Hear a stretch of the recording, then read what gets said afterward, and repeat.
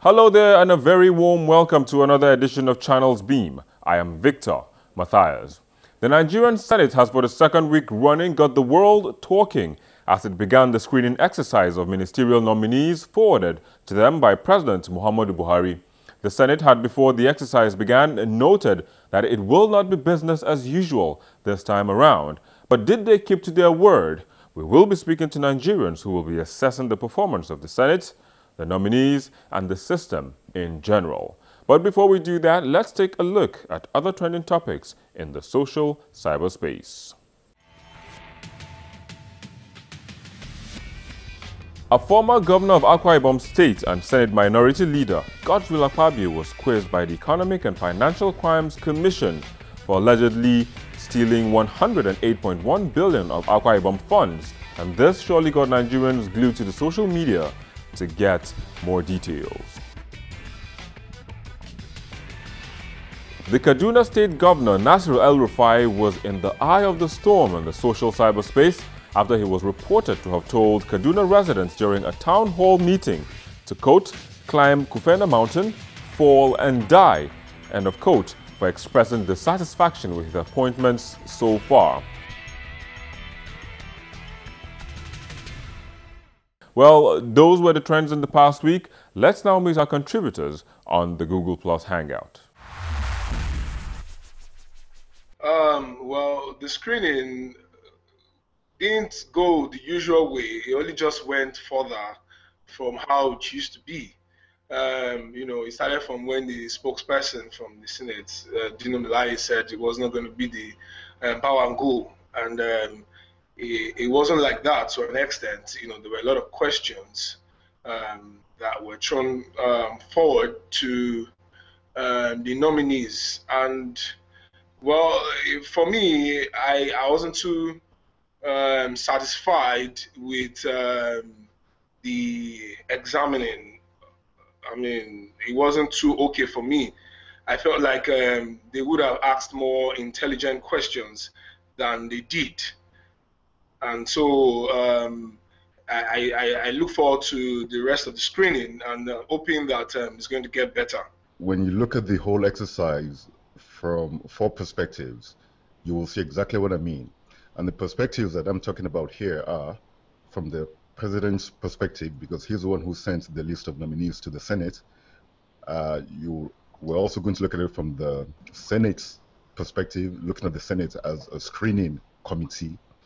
And then we'll look at the nominees themselves, and then the Nigerian public, whom these ministers are supposed to serve. Now, when you look at all four parties, all four actors, you will be plain that it's a sham, that the whole screening exercise is nothing but a sham, an exercise in futility. And I will explain what I mean by that. There's a Russian proverb which says that when a fish rots, it starts from the head. Okay, that a fish rots from the head. That's where the rot starts.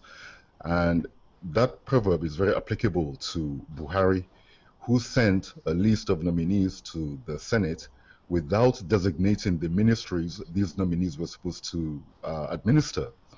That right there meant that the senators couldn't ask intelligent questions like my brother Shewon pointed out.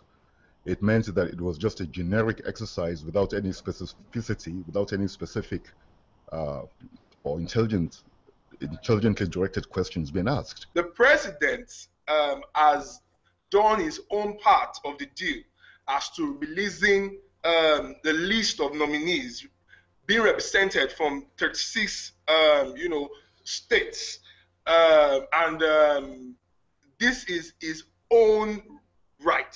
Now, the perspective to which the citizens now see it is what has actually created the controversy.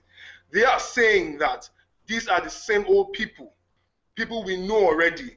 Now, we quite agree that the ruling party is a merger, and you cannot rule out the fact that there will be a compensation, not as to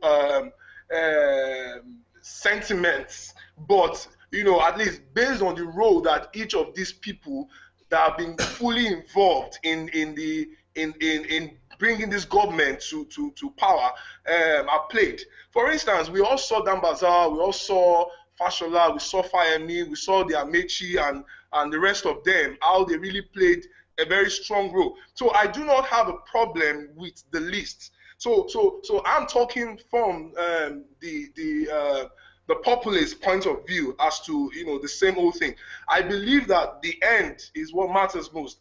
What results will this government get? You know, I haven't selected these people, and the role of the Senate is actually my own major issue. It's a very shallow way of looking at things, a very shallow way of dealing with the situation. And as I say, it exposes the ignorance of the Nigerian people, that our people aren't very clued up politically. Because how can you be sitting there watching senators telling nominees to bow and go without coming to the conclusion that bow and go could very easily translate into chop and go. All right, just hold it there for a minute. Let's take a break and we will continue from where we stopped. Please join us again.